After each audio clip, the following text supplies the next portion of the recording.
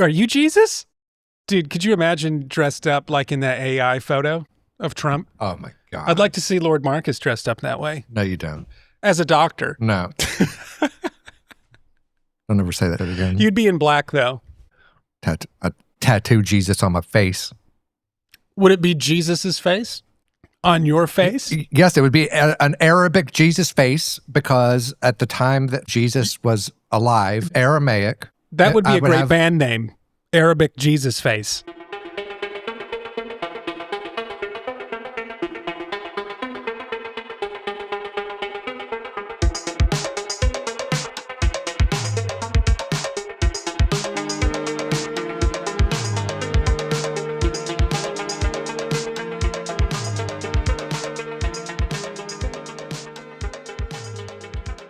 Arabic Jesus face. Dropping their new album in 2026. All songs written by Arabic Jesus face, except for our cover of the Lord's Prayer, written by the Lord. By the Lord himself. Welcome, Lord Marcus, to another evening. I can't hear you through my headphones. Well, do you want me to cut that? Can you hear yourself now? I can hear myself. I can't hear you. You can't hear me? If you fucking bother to listen, get the out of your fucking ear.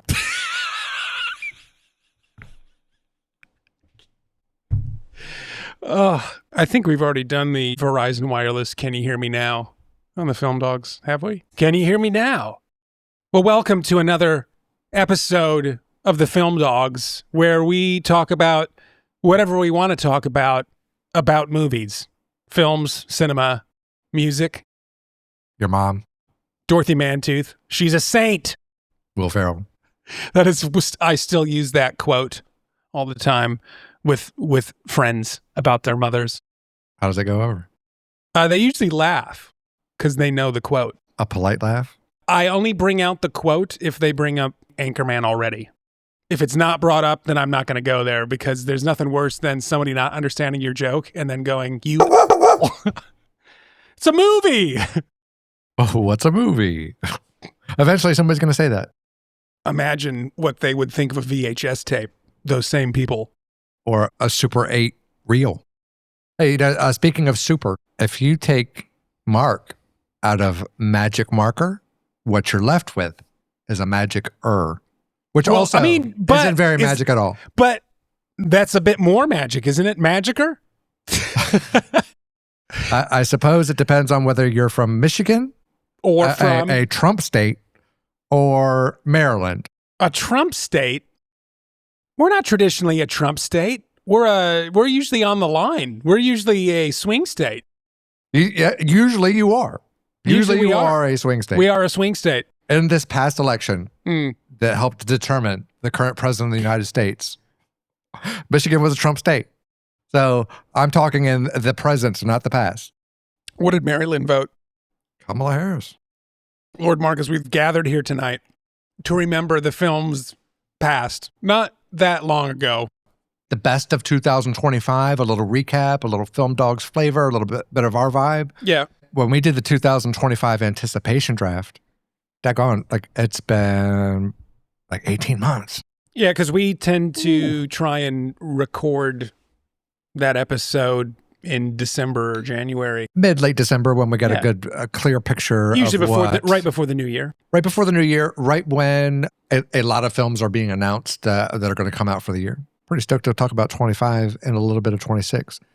We recently offline have been doing some trading off of our drafted teams. We have, because the Film Dogs draft movies. If you're just joining us because you want to hear the best movies of 2025, probably what makes us the Film Dogs is we do drafts like they're sports teams of very specific years. So we've got 7 categories that we draft into, team versus team. Our most recent episode was 2017 movies, where we drafted 14 movies and we duke it out to see what we think are the best ones and see who wins. So we did the same thing for 2025. We did.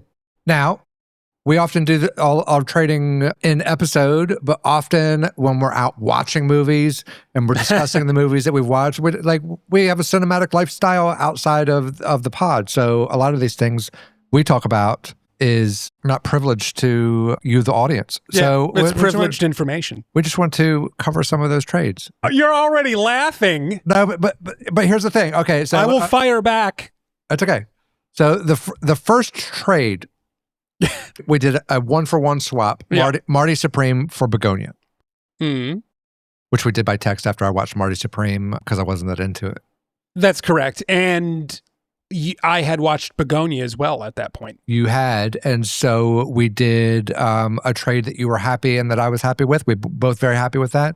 Well, I've been bracing for blows. At the end of the day, I got the film that I wanted. Mr. B got the film that he should have drafted in the first place. That is true. Okay. The next trade was Mr. B received the film Hamnet.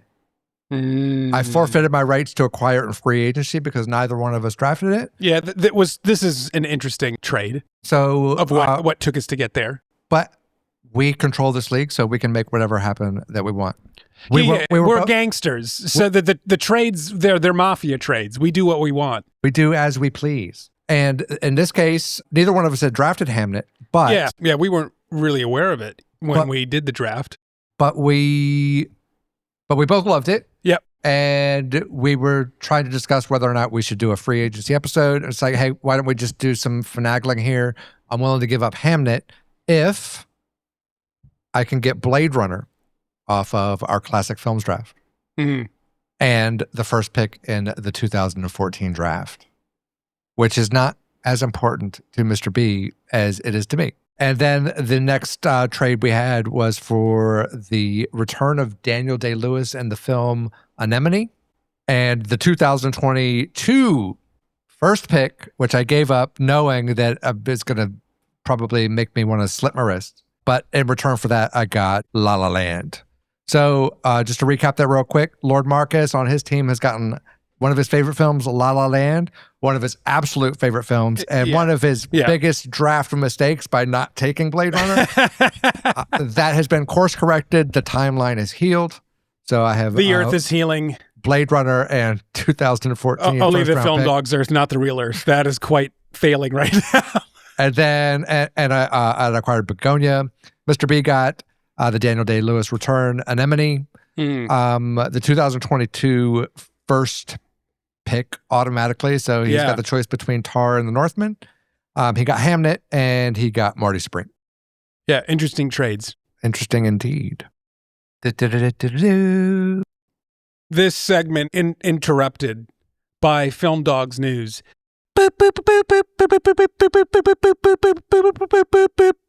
Good evening, ladies and gentlemen. Welcome to the Film Dog News segment. Tonight we're going to be discussing things that interest us in the news. We don't give a shit about anything else. Kind of. Could be TV. Could be about your mom. I knew you were going to say that. The first thing I would like to talk about is we recently did a 2026 anticipation draft, of which we delved deep into the latter part of the episode about some non-English language films that I was pretty passionate about. Oh, yeah. Now, out of those 14 films that I picked and overall 28 films that we picked on the draft, we've got 10 films that have made it into competition at the Cannes Film Festival. Booyah. Here's the thing that I've wanted to talk about, and I think that Mr. B will support, is that when we do our anticipation draft, or when we talk about these movies that we are looking forward to, and hopefully we're trying to encourage you to also look forward to those, so that if you're the type of person that likes to prepare early in the year of what you should be excited about, like we're kind of doing the heavy lifting for you. We're telling you what movies to see. You can even tell us where you are. We'll tell you when it's going to start playing. We're going to tell you what the release date is. But we're picking the films that were most anticipated. And in this case, how many people do you think know about the new Star Wars movie coming out? Do you think Gen Xers and Boomers, everybody's aware that there's a Star Wars movie coming out, right? I would think so. You don't need us for that. No. I drafted it, but I was sort of like tossing it up. I might like it, I might not. Don't really give a shit. But what I'm speaking of is these international films of directors you may have not heard of, actors you may have not heard of, countries you may have not heard of, that we think are quality. Like Kazakhstan. Hey, it's the #1 exporter of potassium. Did you know that? Potassium! It's in your system. Good for your bones.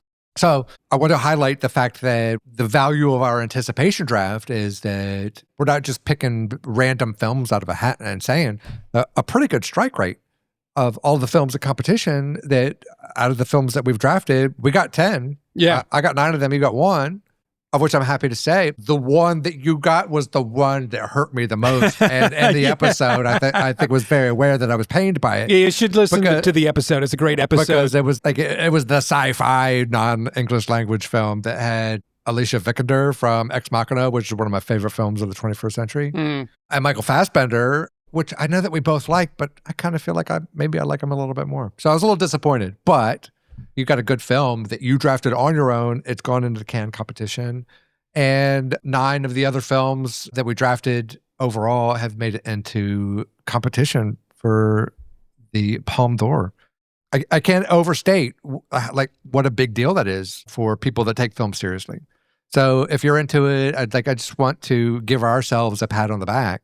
And I don't mind doing that when it's warranted. With their film dogs, shouldn't it be a scratch on the chin? When we fuck up, I am more than willing to go into the corner into my puppy corner with my puppy pad. Have you been eating again? You make me pee inside. Oh my goodness. Quickly, the 10 films that made it into the Cannes Film Festival that we drafted first on the 26th anticipation draft. Hope. This was Mr. B's straight up draft pick. He picked it on his own, of his own accord, and it upset me greatly. A South Korean sci-fi thriller set in Hope Harbor near the DMZ. What begins as a local emergency spirals into a deeper, more terrifying mystery, one that forces residents to confront the unknown, possibly aliens. Next one is Fjord. A Romanian-Norwegian Pentecostal couple move with their 5 children from Romania to Norway, settling in an isolated coastal village and forming a bond with their neighbors, the Hallbergs. When their daughter Aliyah appears at school with bruises, suspicions arise about the family's strict religious upbringing. Stars Sebastian Stan and Renate Renciv from Sentimental Value, amongst others.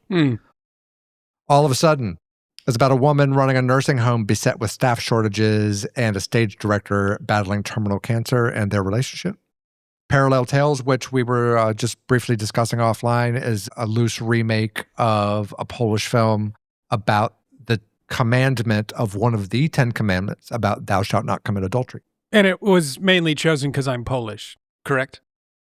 I did not know that when I drafted it, but it was biblical, so I drafted it. Yeah. So that was the reason. Interesting.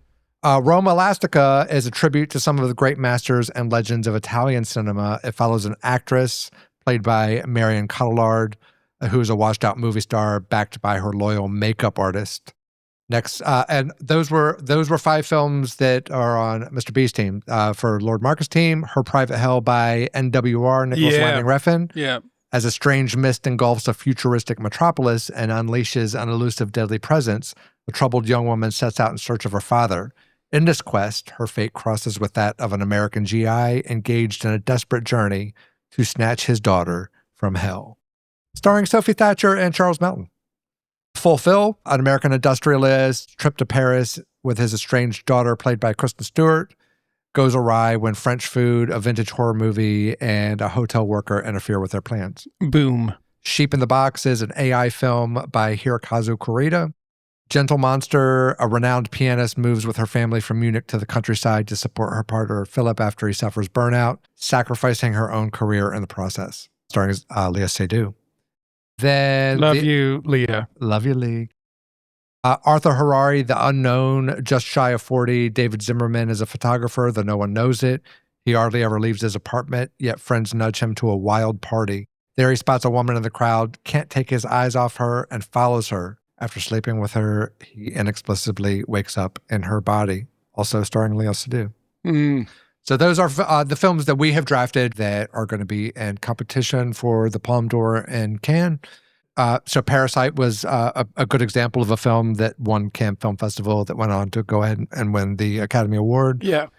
And if you've not seen Parasite, you don't know what you're missing. And if you have seen Parasite, then you know that it's one of the greatest films ever made and highlights one of the important aspects of Cannes Film Festival, of which David Lynch won Best Director for Wild at Heart, by the way, BTW for you little Gen Z.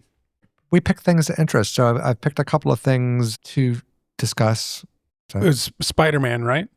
You're really excited about the new one. Oh, goddamn! That's what you were telling me offline. Well, most anticipated movie Mr. of 2026. Mr. Zendaya, for sure. You know, Yeah, okay. I'm all into him. Yeah. Hey, it has recently been announced. Nick Cage has just signed on for a sequel to Longlegs. It was directed by Osgood Perkins, and he will be reprising it and doing the sequel, which is now the screenplay is being written, but it's gotten the green light from the studio. Mother Mary has released in the United States, which is a draft pick of Lord Marcus. It's the new David Lowery movie starring Anne Hathaway. It's going to be divisive, like many of the films that I pick are. That's true, but we both love David Lowery. I think it was a movie we were anticipating. I think I'm going to like it a lot. I will reference Civil War as, although I think the Civil War is really growing. It has. Like on streaming, people are starting to watch it, and it's like... What would you attribute that to, Lord Marcus? The news in real life? Perhaps. Alex Garland knows a thing or two. It's a great commentary. But I think Mother Mary is going to be sort of the same. I think that if you're a fan of the director, it's going to be great. And if you're not, then you probably won't like it. Yeah, if you're going into it blind, you probably won't like it. And other legacy sequel news, it has been confirmed that Top Gun 3, starring Tom Cruise, is going full steam ahead. How do you feel about that? I love Top Gun Maverick. Honestly, if it wasn't for Tar and it wasn't for the Northman, I would be gunning it for as my number one pick in the 2022 draft. I've watched it so many times. It is so good. Maybe I'm wrong. I did not think it was going to be good. So maybe it will. I don't know. I have two thoughts in my mind, and it's always, how could you not like Tom Cruise in Mission Impossible and Tom Cruise in Top Gun? The second thought is, Tom, could you just do something else? Like some of the old school stuff, which is, I guess, kind of what I was hoping Digger is going to be for us this year. For sure. But I get worried of the fatigue as a viewer. Tom Cruise fatigue, or Tom Cruise fatigue, that you should have just walked away from what is already great. So do you think Top Gun 3 is going to be great like Maverick or 1? That was kind of my leaning thought. I was wrong about Top Gun Maverick, which I loved. I love it. It really is good. I think I've given it 4.5, not 5. Yeah, but it's extremely rewatchable. I absolutely love it. Some of the things that work in it is sort of the nostalgia. They do clips from the original Top Gun. Like, he's not the best director in the world. I mean, he's not a bad director. I'm not shit talking him. I'm just saying, like, I think lightning struck, and I would not gamble that I will like Top Gun 3 as much as I like Top Gun Maverick, but I also won't gamble against Tom Cruise and a formula that worked, as opposed to, let's say, like The Social Reckoning. I feel more comfortable with Top Gun 3 because you have the main players of the team are there, as opposed to The Social Reckoning, the main players are not there. Yeah. So I suppose I feel comfortable. Well, I love it. I think it's a gamble all the way around, even for Tommy Boy. But I'll be there opening night for sure, unless there's word on the street that it's getting moved. But I just don't see Tom Cruise making like that kind of a dud of a film. I just don't see it. He's too much of a movie star. And good at control of his IP and everything. So when you say he's good at making a movie, he's not just acting really anymore. He's always seen himself as trying to be the savior of cinema. He makes good movies because even though he's acting in them, he also is pulling strings going, we're doing this, we're not doing this, we're doing this, we are definitely not doing this. Which is fair enough. Like, the great movie star that he is, Lord of the Cinema, does as he please. And I celebrate that. And Tom Cruise is a person that loves movies. Yeah. Yeah, he's got a great production company, good producer. He's got so much money that he doesn't need anymore. But he loves movies. He wants to put out good products. He wants to entertain people. He wants to push himself. I can't say enough good things about Tom. Like, really, he's a class act, and he's handsome, and he's charming, and he's in it for like the right reasons that I agree, like the reasons that I agree with when I say the right reasons. And like, he's politically neutral. Like, I don't like that Scientology shit, but like, he doesn't really bring that persona to his professional career anymore. Yeah. So I got no problems at all. I celebrate Tom Cruise. So I'll definitely see Top Gun 3 on opening night. You heard it here first. Opening night. Lord Marcus. I hope we get it. Top Gun 3. I hope we get it 6 months before everybody else. Because we always get movies early in Australia. Every once in a while. Every once in a while we do. I hope this is one of those once in a while. All right. So nextly, a director of a film that we love very much, The Brutalist, Brady Corbet, has just announced that he has cast Selena Gomez in his movie called The Origin of the World, which is an exploration of the beginnings of an occult. Oh, nice. It's meant to be 4 hours long, X-rated, and a Western. Okay, what would be, I mean, I'm going to let you finish, but the fact that you said it's Selena Gomez, you know how I've kind of got Mrs. B to watch certain movies? Yeah, because Selena Gomez is Spring Breakers. Yeah, I'll be like, hey, Mrs. B, there's this new movie coming out, and I'll just mention, and she'll be like, oh, great. And then we'll sit there, and we'll be like, what the fuck? And I'll be like, oh, sorry, you knew. You knew it was rated X?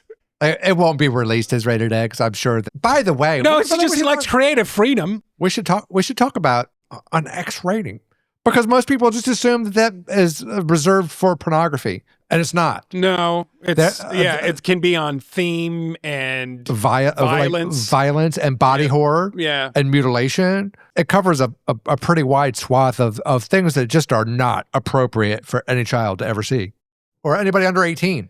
Yeah. But with that said, some of Tarantino's films had, in the original cut, they were like, you need to trim, you need to take this out, or it's an X rating.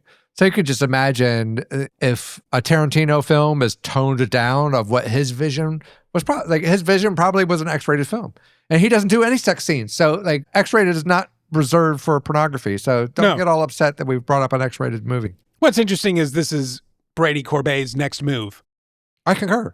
And I'm sure like it'll get reduced down from a Western to a neo-Western, and it'll get from 4 hours down to like 3 hours with an intermission. It'll go through a long process. That's just where it is right now. But it's interesting. We've got Adrian Brody winning Best Actor out of The Brutalist, and now he's going to cast Selena Gomez as the driver of the movie. Interesting. Very interesting. He has famously talked in the past that he doesn't make movies for money. He doesn't really get money from his movies. So that is an interesting casting choice, because I think even just having a certain name attached to it is going to get other people to watch it more than not. But it, also very interesting that in the movies that he's made, Adrian Brody did get Best Actor. Well, it's like Natalie Portman was in Fox Lux, so like he's got access, and people are willing to take a little bit of a pay cut for him. Yeah. I'm just throwing it out there. That's all, that's all I'm doing. I'm just, nobody needs to reel it in. I'm just throwing it out. But you put Selena Gomez into a conversation with Adrian, like automatically you're putting her in a conversation with Adrian Brody. Yeah. It's going to have and with Academy Awards in general. It's going to have to be considered that she will be in the early parts of the year. Well, it's not going to be released at 27 anyway, or 20, or 28. Like it's not even going into production. It's not going to be this year. But he's a director that we love, off of The Brutalist, and worth definitely talking respect him. Baz Luhrmann. Baz. Oh, Bazzy boy. He's back. He's doing his version of Joan of Arc, which I love. I can dig. You love the 40s version, yeah? Yeah, I love the iconography. I love the silent film version. So I do as well. So both, but I love the story, the imagery, I kind of love everything about it. I just watched one more than the other. Interesting film for old Baz to make. Now, there was a Cinecon convention. That is your favorite convention of the year, is it not? If I could go, I would go. Would you? I would. Apparently, they showed some very well-received footage of Dune 3. I want to go out on a limb right now and make a prediction. Oh. Dune 3 will cross the $1 billion at the box office threshold. And it will win the Oscar Academy Award for Best Picture. Well, I mean, so then that also is going to bring in a few other nominations. Best Director, probably Best Editing. Best Special Effects. Yeah, special effects. Could even be Best Sound. Score. Yeah, so much. Oh, definitely for sound. Yeah, sound score. It will get 0 acting nominations. Interesting. Throwing it out there now. Just want to get it. Old Timmy's still not going to get it. I think that he can look forward to about 20 more years before he gets crowned with his gold. Big call, dude. Yeah. But you heard it here first. That's why we're the film dogs. And to wrap up the film dog news for this evening, Wrapping up. if we had a Venn mountain, a Venn diagram of our favorite actresses, I believe I would not be totally off the mark by saying that Cate Blanchett is our peak of the Mr. B. Lord Marcus Venn Mount Everest. I mean, imagine if Cate Blanchett knocked on the door right now while recording this episode. That would be amazing. Open the door. Oh, come on in. Welcome. I have to say I'd let her in. Would you like to be called Caitlin or Kate or Katie? Here, we have some 19 Crimes wine. What would you do if Cate Blanchett was here right now? Throw on a record? What record is it? I think I would just be like, ma'am, may I just look at you? She would shut the door. Sorry, wrong house. She was and then we missed the moment. Damn it. She drives away in the car. And it's like, I should have picked that record. Squealing tires. And then I'm punching you in the shoulder, but like, dude, why didn't you tell me to put on a fucking Durant? Why am I still wearing a toga? Why didn't we ask her to watch 28 years later, The Bone Temple? So our lovely Cate Blanchett has signed on to play Martha Stewart. For those of you not in the know, you are better off staying there. She'll obviously do a good job, but man, I tell you, what's your feelings about Martha Stewart? Do you got feelings about Martha Stewart? I have bad feelings about Martha Stewart. She's like a fraud and a phony, and I wish I never laid eyes on her. Oh, I think she's an interesting story for somebody who grew up in the 80s and 90s on the influence of homemaking and housekeeping. Do you think she cheated on her husband? For everything that she got in trouble for? Do you think she cheated on her husband in prison? I think she's not a kind person. I think that if this movie that Cate Blanchett is starring in covers her prison years, I will be totally into it. Brady Corbet is directing, and it's rated X. For reasons you would think. I would be there opening night for that film too. Okay, we're just going to do a little quick, brief recap of the state of the box office off of our 2026 anticipation draft selections.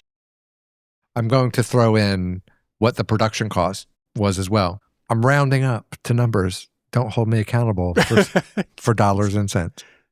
The first one we're going to talk about is 28 years later, The Bone Temple.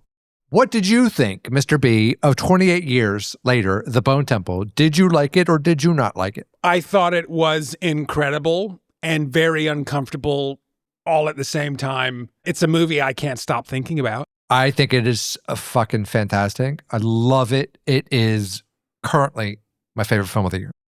It's such a big, underrated film. And it's kind of a bummer it hasn't really received the buzz or the conversation piece. I think that, or love. I believe that one of the reasons that this has happened is that it came out a little bit too soon after the Danny Boyle installment. And at the same time, I think that the Danny Boyle installment wasn't what people expected, and people were wanting a more traditional horror, zombie horror, or whatever people wanted. I think 28 years later wasn't as well received. It did extremely well. Bone Temple, man, I don't want to be like blasphemous. I like it at least as much. That is the most... you don't want to be blasphemous. Exactly, blasphemous. Lord Marcus. Breaking news. Lord Marcus is a liar. I love Danny Boyle, and I love his version so much, but The Bone Temple, particularly for Ray Fiennes' performance. Oh, dude, incredible. I can guarantee you this time next year when we're doing the best of 26, that my favorite scene of the year is going to be from Bone Temple with Ray Fiennes to Iron Maiden. Don't say anything else I'm not about say that. anything else. Oh, you gotta go that's see it. just say those two you gotta things. You gotta go see it. You gotta go see it. It is see worth it for that scene alone. Buy yourself a 4K TV, a high definition Blu-ray player. Because it's not going to be talked about later in the year. Would you be willing to even throw it out there? Say supporting actor? Or what would you want to say? Hey, his performance is incredible the entire film. And Gladys just won the bloody daggone Best Supporting Actress. So Yes. it's not far-fetched that Ray Fiennes could finally get some Oscar glory, because I would say that it's definitely worthy of it. That's why we're saying it now, because it's another part of the convo of saying what is a horror and why horror isn't acceptable when it comes to awards. They don't win. I mean, Sinners was the first time where it's like, holy crap, you're going to let this through. A legitimate contender for the heavyweight championship of the world. Sinners, yes. Yeah. And Weapons to an extent. So I don't think that it's far-fetched, but Ray Fiennes is fantastic. Anyway, the state of the box office. It has made $58 million on a $63 million budget. It has been considered a flop. No matter how we feel about it, I'm devastated by that, because I want the third installment to come on, and now it's kind of in question of whether that's going to happen. Next up, The Bride. Jessie Buckley's follow-up to Hamnet. So it came out about the same time that she was taking home the Oscar Gold. It has interesting timing. Yeah. It has not been well received. Mm-hmm. It has been trashed by critics and audiences alike. But I will say this, as a film that I drafted, I thought that it was pretty daggone good. Now, I've cut films, I'm not biased. It was a challenging film to watch, but the things that were good about it were like Joker so 2 good. challenging. It was way better than Joker 2. It was way better than Joker 2. If for nothing else, for Jessie Buckley's performance, which was it was just amazing. There were things about it that I like in film that maybe doesn't necessarily jive with mainstream audiences, like dream logic and fast cuts and really weird kind of what the fuck's going on vibes. Yeah. With that said, it was a little incoherent. It was very messy, but Buckley's performance for me was definitely worth the price of admission. It was not a horrible film. I think it will do okay on streaming, but the production cost was well over $100 million, and that sucker has to date made $28 million. Mm-hmm. It is a flop. Mm-hmm. I would not use this as evidence of why I would win a draft. Yeah. Except that I have good taste. I think that her performance in it is definitely worth watching, and Christian Bale's performance really, and Jake Gyllenhaal's performance.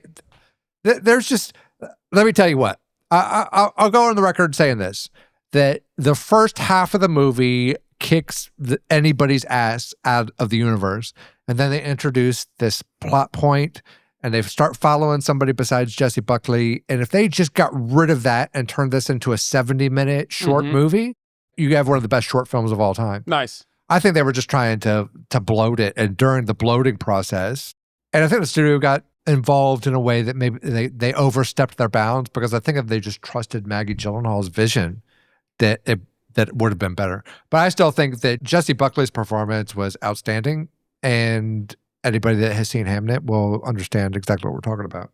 Anyway, at the box office, it is a big old flop. Next up, Project Hail Mary. Which was traded to you, Lord Marcus. Which we should go ahead. Now, we were talking about trades from the 25 draft. Yeah. But in this case, we've had a trade. Yeah, it was an offline chat. So you wanted to have Narnia, the Magician's Nephew, on your team. Yeah. For reasons for reasons that are personal for you. Yeah. Regions of Children. It'll be a big rewatched film, even if it's a flop.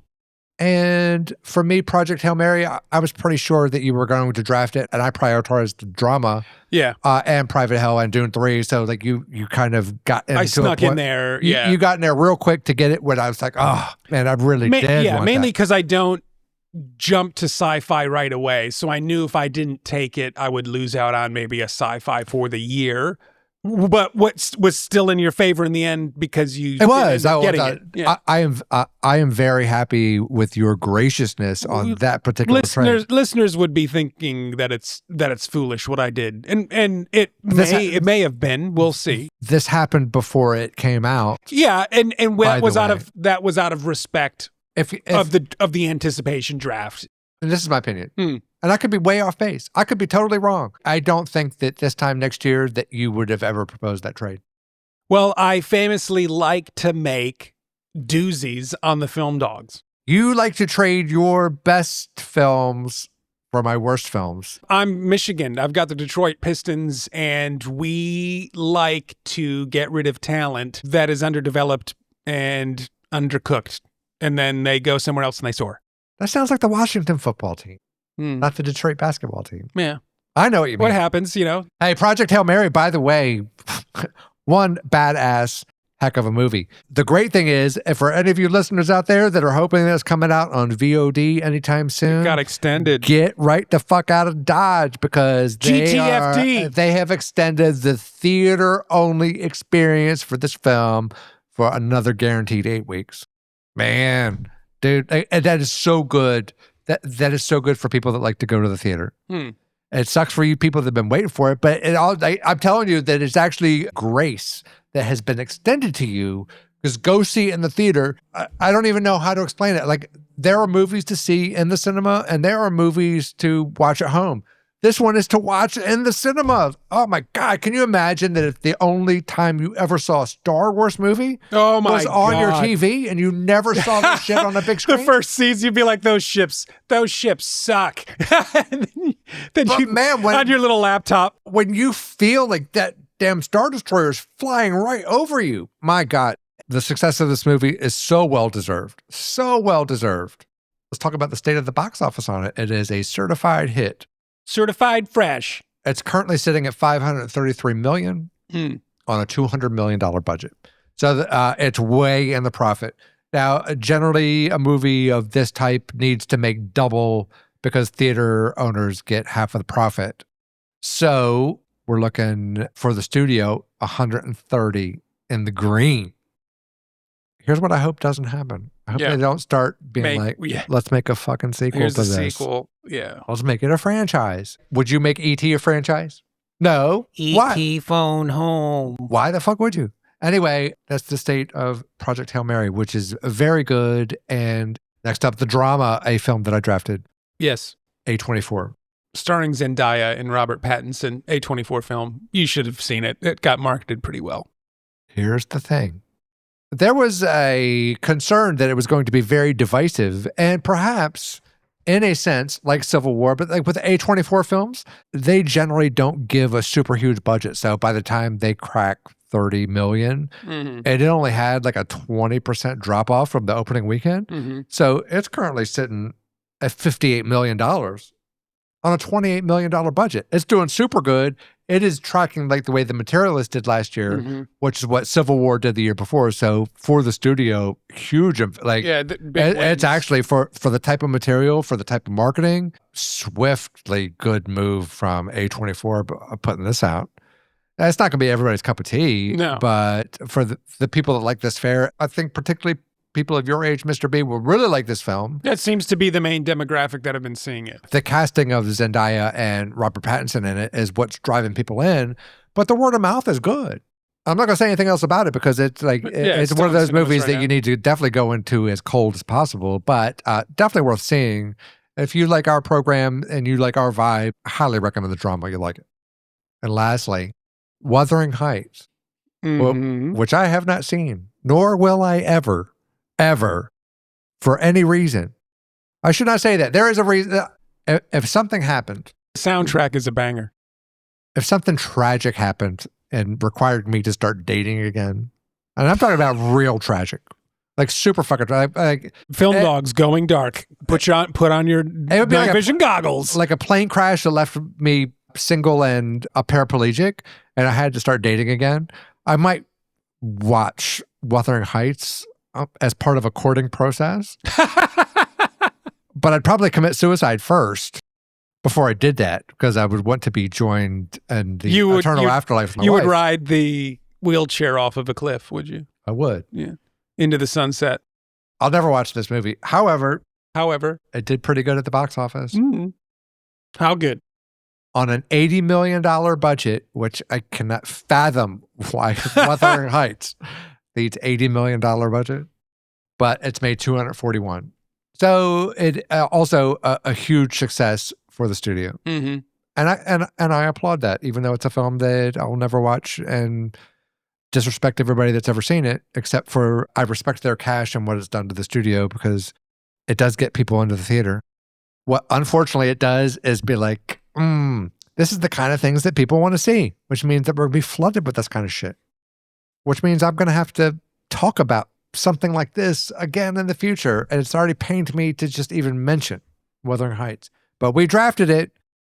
I think that I do recognize that in the episode, I was like, I cannot fucking believe that the Film Dogs drafted Wuthering Heights.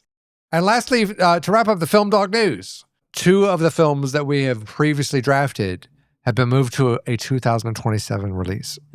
Ink by Danny Boyle, following the building of Robert Murdoch's empire, and the next installment of Spider-Verse, Beyond the Spider-Verse. 2027 release. Yeah, pushed, but it's here. Thank God. It's coming. It'll eventually be here. I was worried that it was never going to get released. I wasn't worried. That concludes Film Dog News for this episode. Thank you very much. Pew. If you would rather have Norm Macdonald deliver your news, I am sorry, you're going to have to shoot yourself in the face. And go to heaven. Because Norm is sitting at the right hand of God, right? I think Norm's in purgatory. For what he said down here? Like St. Peter's checking his documents. I'll be right back. I got to talk to some higher ups. Wait here. Hitler's dog. Oh, that was such a good special. Now into our regularly scheduled programming from the Film Dogs. The best movies of 2025. Yeah. We're post awards. We're post getting everything that we kind of would have missed because a lot of films in Australia, unfortunately the big ones, get released late. Maybe incorrect language, big ones. A lot of the award contenders that might not make it to all of our cinemas here, more the indie stuff, those movies end up usually being here late unless you can catch them in a small festival preview screening kind of thing.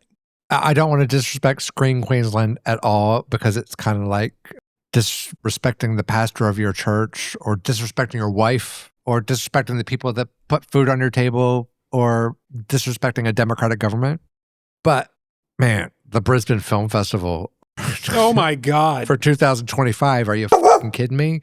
We were robbed. We were thefted.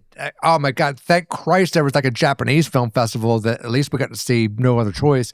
I know it's South Korean. The film didn't play in Australia except for the Japanese Film Festival. That's how sad it was. They jammed it into a Japanese in Brisbane. And then the British Film Festival, we saw Anemone. I don't think we even attended anything that was the actual Brisbane Film Festival. That would have also had the early release of Hamnet and some other things. Like that was probably the best festival of the year from the list that I saw of movies you could get.